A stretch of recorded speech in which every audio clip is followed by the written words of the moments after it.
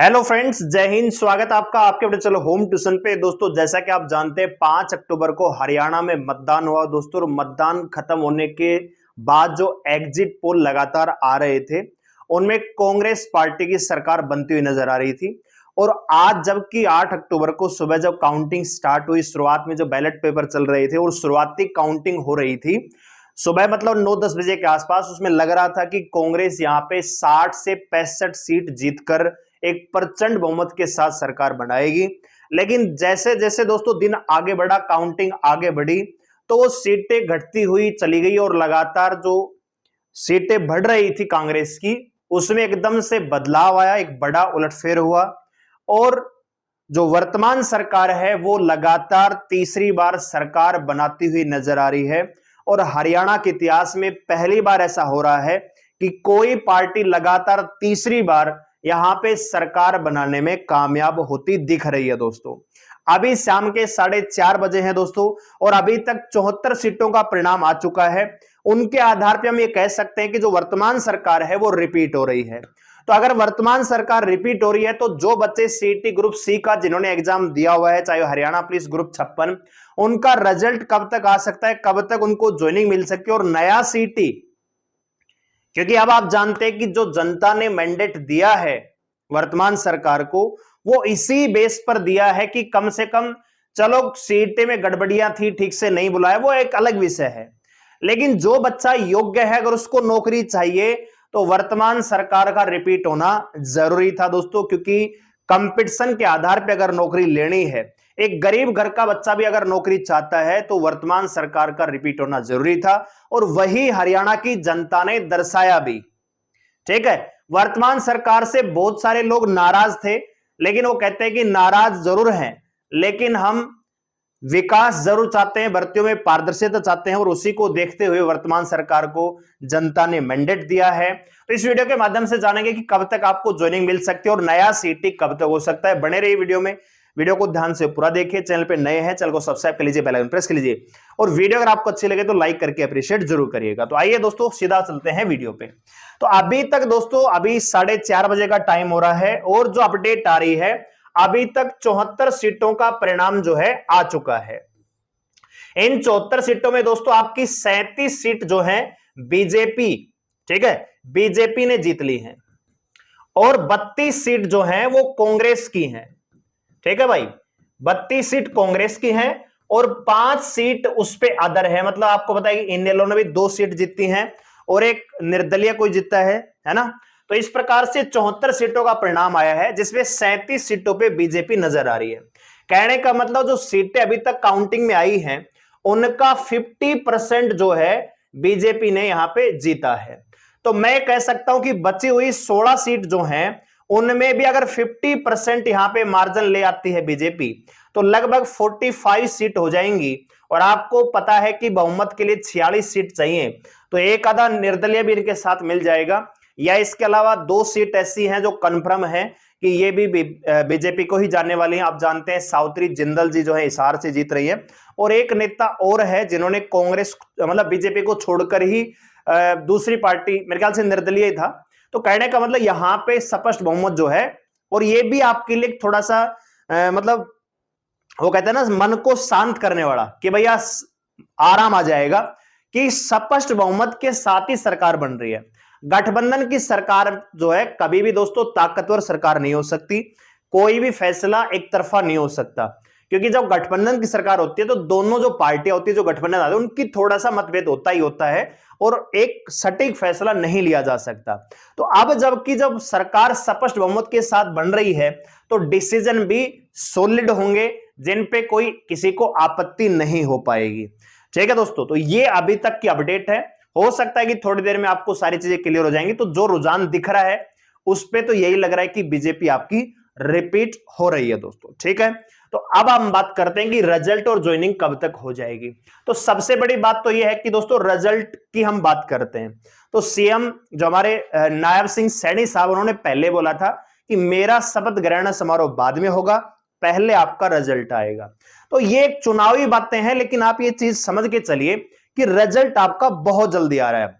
ठीक है, अब सारी अड़चन आपकी दूर हो चुकी है, जो कयास लगाए जा रहे थे, क्योंकि आपको पता है एग्जिट पोल के आधार पे तो दूसरी पार्टी बन रही थी, लेकिन अब वो सारी चीजें तस्वीर जो है साफ हो चुकी है, बीजेपी सरकार बना रही है। तो अब आपका रिजल्ट जो है बहुत जल्दी मिल सकता है। कब तक मिल सकता है आइए जानते हैं।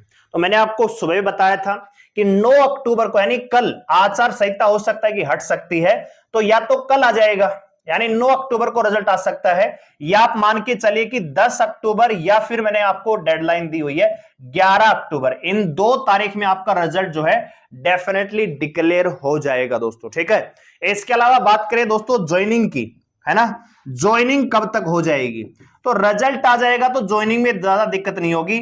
आप मान के चलिए कि अक्टूबर में ही आपकी ज्वाइनिंग करवा दी जाएगी, ठीक है दोस्तों, अक्टूबर में ही आपकी ज्वाइनिंग हो जाएगी। तो बहुत ज्यादा घबराने की बिल्कुल आवश्यकता नहीं है, अब सारी चीजें आपके पक्ष में ही होंगी, ठीक है।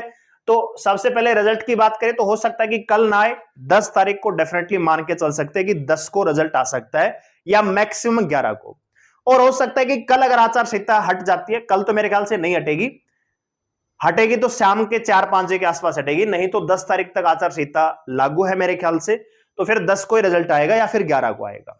अगर कल हट जाती है तो फिर हो सकता है कि कल रात को रिजल्ट आ जाए, नहीं तो मान के चलिए कि 10 तारीख को या 11 तारीख को आपका रिजल्ट 100% आ जाएगा दोस्तों, ठीक है। ज्वाइनिंग मैंने आपको बता दिया है, अक्टूबर के अंदर अंदर आपकी ज्वाइनिंग हो जाएगी। क्यों? क्योंकि जो बाकी के ग्रुप है उनका भी हो सकता है कि पेपर हो जाए पहले, तो सभी को एक साथ ज्वाइनिंग करवा रहे जा रहे हूं, क्योंकि आपको पता है कि पहले बता दिया है कि भैया एक बच्चे को एक ही जॉब मिलेगी, तो वो चक्कर तो रहेगा नहीं कि एक बच्चा भैया उसमें भी है, एक बच्चा इस ग्रुप में भी है, तो वो दोनों में नहीं जा पाएगा, एक में ही जाएगा। और एक बार आपको जो पोस्ट मिल गई उसके बाद आपका इस सीईटी का स्कोर निरस्त हो जाएगा, उम्मीदवारी आपकी रद्द हो जाएगी। तो ऐसे में जो बच्चे नए सीईटी का इंतजार कर रहे हैं, जो अभी 2022 में जिन्होंने 12वीं पास की है, 23 में की है, या वो बच्चे जिनका इस बार सीईटी स्कोर अच्छा नहीं हो पाया, तो अगला जो सीईटी होगा, है ना, अब तो आप मान के चलिए सीईटी भैया होगा 100% होगा। अब वो बातें नहीं है कि भैया सीईटी हट जाएगा कि नहीं होगा, सीईटी आपका डेफिनेटली होगा दोस्तों।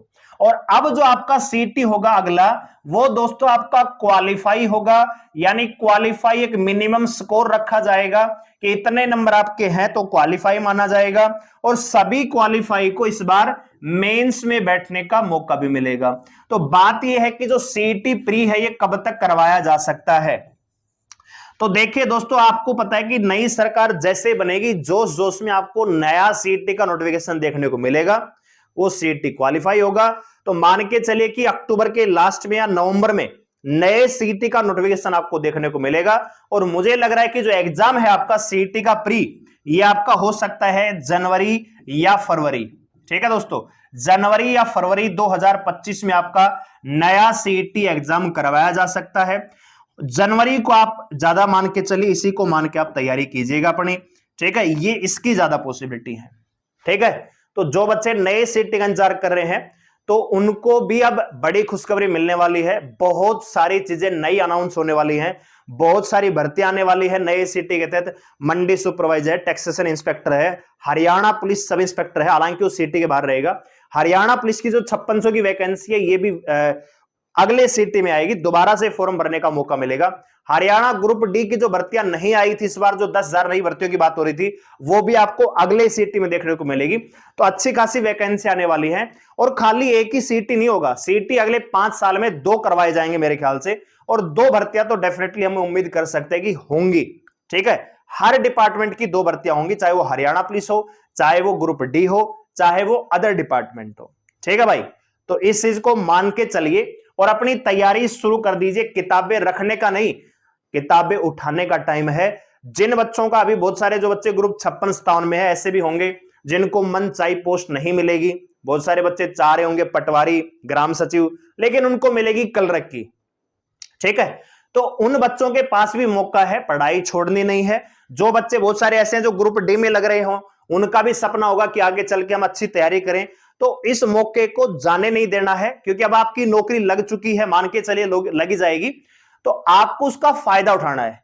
फाइनेंशियली आप फ्री हो चुके हो, जो आपके ऊपर एक दबाव रहता है कि पढ़ाई का खर्चा कहां से आएगा, मैनेज कहां से होगा, उस ब्याज से आप फ्री हो चुके हो। तो अब आप अपनी तैयारी अच्छे तरीके से कर सकते हो, एक पॉजिटिव माइंडसेट के साथ, फ्री माइंड के साथ। और जब आप फ्री माइंड तैयारी करते हैं तो तैयारी और भी ज्यादा अच्छी होती है।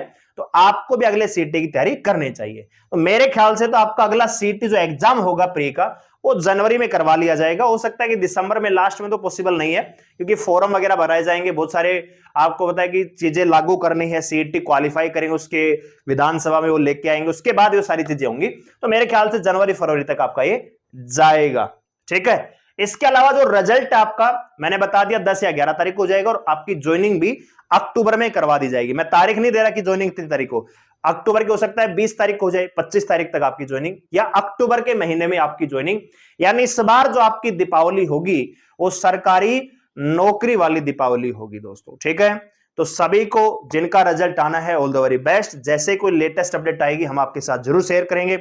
चैनल को सब्सक्राइब कर लीजिए, बेल आइकन प्रेस कर लीजिए, और वीडियो को लाइक करके अप्रिशिएट जरूर करिए, और कमेंट करके बताइए आपका क्या फीडबैक है, आपको क्या लगता है रिजल्ट कब तक आ रहा है और ज्वाइनिंग कब तक हो रही है। धन्यवाद। जय हिंद।